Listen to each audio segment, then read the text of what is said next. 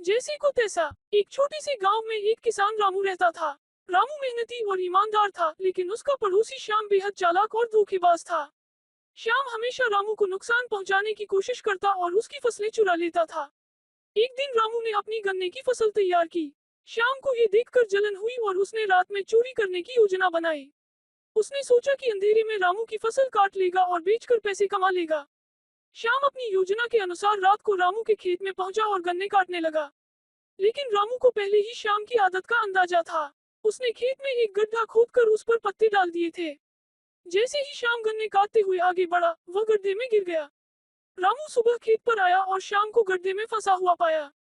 श्याम अपनी गलती पर शर्मिंदा हो गया। रामू ने उसे बाहर निकाला और कहा, जैसे को तैसा, अगर तुम दूसरों का बुरा सोचोगे तो तुम्हारे साथ भी वैसा ही होगा। श्याम को अपनी गलती का एहसास हुआ और उसने रामू से माफी मांगी। इसके बाद वह कभी भी किसी को नुकसान नहीं पहुंचाने की कसम खाकर चला गया। शिक्षा। दूसरों के साथ जैसा व्यवहार करते हैं, वैसा ही वापस मिलता है। अच्छाई के बदले अच्छाई और बुराई के बदले बुराई।